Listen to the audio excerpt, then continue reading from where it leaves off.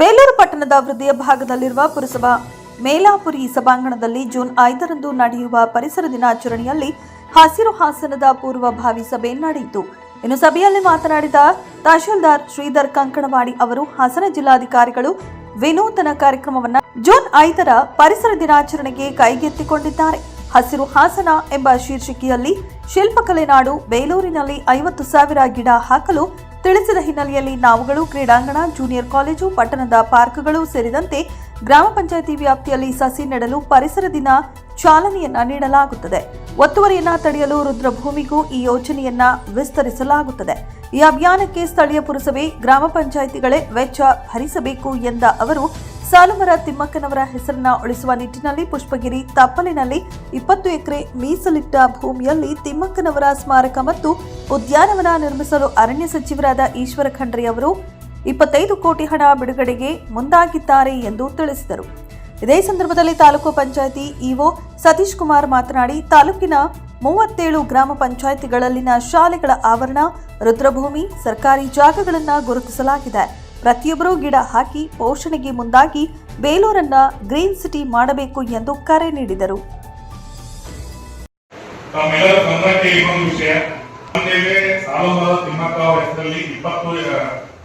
ಪ್ರವಾಸೋದ್ಯಮ ಇಲಾಖೆ 20 ಎಕರೆ ಜಮೀನನ್ನ ರಿಸರ್ವ್ ಮಾಡಿ ಪತ್ರಕರ್ತರ ಮುಂದೆ ಮಾನ್ಯ ಹೇಳಿಲ್ಲ. ಇವತ್ತು ಮಾನ್ಯ ಇವರು ಅರಣ್ಯ ಸಚಿವರು 25 ಕೋಟಿ ರೂಪಾಯಿಯನ್ನು ಅನೌನ್ಸ್ ಮಾಡಿದ್ದಾರೆ.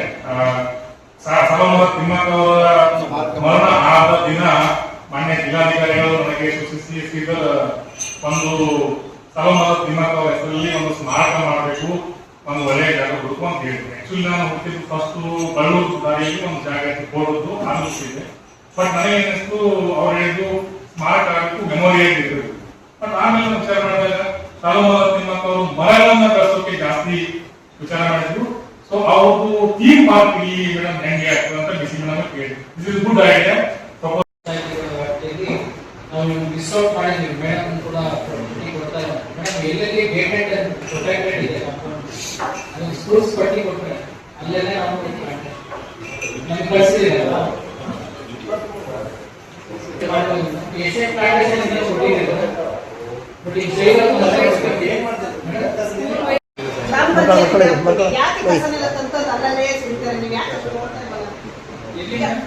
ಬಂಟೆನಲ್ಲಿ ಹೋದ್ರೆ ಬಂಟೆನಲ್ಲಿ ಊರೈಗೆ ಒಂದಷ್ಟು ರಾಶಿ ಕೆಲಸ, ಇಲ್ಲಿ ಈ ಕಡೆ ಮೂರ್ಗೆರೆ ರೋಡ್ ಬಂದ್ರೆ ಮೂರ್ಗೆರೆ ರೋಡ್ ಅಲ್ಲಿ ಕೇಳಿ ಅಲ್ಲಿ ನಮ್ಮನೆ ಮೂರ್ಗೆರೆ ಬರುತ್ತೆ.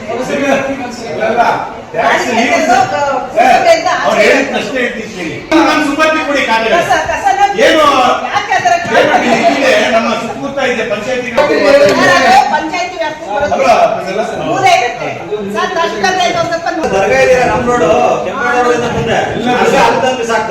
ಈಗ ಬರಲ್ಲ, ಯಾಕೆಂದ್ರೆ ಒಂದು ಔಟ್ ಆಫ್ ದ ಇದು ಹೊರಪಟ್ಟಿದೆ. ನೀವು ಇವಾಗ ಬಂದಿರ್ತೀರಾ, ಒಂದು ದಿವಸನಾದ್ರೂ ಒಂದು ಗ್ರಾಮ ಪಂಚಾಯತಿಗೆ ಯಾವತ್ತಾದ್ರೂ ನೀವು ಒಂದು ನೋಟಿಸ್ ಕೊಟ್ಟಿದ್ದೀರಾ? ಅಟ್ಲೀಸ್ಟ್ ಒಂದು ಕೊಟ್ಟರೆ ಅವ್ರು ಭಯನಾಗಿರಲ್ವಾ? ಪಿಡಿಒಗಳು ಏನ್ ಮಾಡ್ತಿರ್ತಾರೆ. ನಾವು ಈಗ ಬೇಲೂರಿಂದ ಏನ್ ಬರೀ ಹೇಳೋದೇನ, ನಾವು ದೇಶ ವಿದೇಶದಿಂದ ಬರ್ತಾರೆ, ಅವ್ರು ನೋಡೋದು ಏನಿಲ್ಲ, ಒಂದಷ್ಟು ಇದು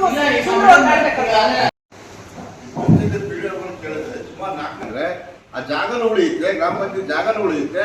ನಿಮ್ಮ ಗಿಡ ಹಾಕಿದ್ರು ಸಹ ಅನುಕೂಲ ಆಗುತ್ತೆ ಸರ್. ಯಾಕಂದ್ರೆ ಪ್ರತಿಯೊಬ್ಬರು 4 ಎಕರೆ ಜಾಗನ ಒತ್ತುವರಿ ಮಾಡಿ ಇವತ್ತು ಸಹ ಉಳುಮೆ ಮಾಡ್ತಾ ಇರಲ್ಲ. ನಿಮ್ಮ ಸ್ಮಶಾನ ಜಾಗನ ಉಳುಮೆ ಮಾಡ್ತಾ ಇದ್ದಾರೆ. ಈಗ ನಮ್ಮ ಊರೆಲ್ಲ ಹೆಚ್ಚು ಕಡೆ ಚಿಕ್ಕ 4 ಎಕರೆ ಜಾಗ, ಇಡೀ ನೇರನಗರ ಸೇರಿ ಚಿಕ್ಕಬಳ್ಳಿ ಸೇರಿ ಇರೋಂಥ ಒಂದು ಜಾಗ 4 ಎಕರೆ ಜಾಗ ಇದುವರೆಗೂ ಬಂದು ಯಾರು ಸಹ ಬಿಡ್ಸಕ್ಕಾಗಿಲ್ಲ. ನಾವು ಓದಲ್ಲ, ಒಂದು ಹೇಳ ಸತ್ತೋದ ನಾವೇ ಕನ್ನಡ ಸುಟ್ಟಲ್ಲಿ ಬಂದಿದ್ವಿ. ಅವಾಗ ಏನ್ ಮಾಡಿದ್ರು, 7 ತಹಸೀಲ್ದಾರ್ ಬಂದ್ರು, RI ಬಂದ್ರು, ಅದಷ್ಟು ಬಂದ್ರು ಉದಾಯ್ತು ಅಷ್ಟೇ ಕತೆ. ಇವತ್ತು ಆ ಜಾಗನಲ್ಲಿ ಅವರೇ ಉಳುಮೆ ಮಾಡ್ತಾರೆ, ಯಾರು ಬಂದು ಬಿಡ್ಸಕ್ಕಾಗಿಲ್ಲ.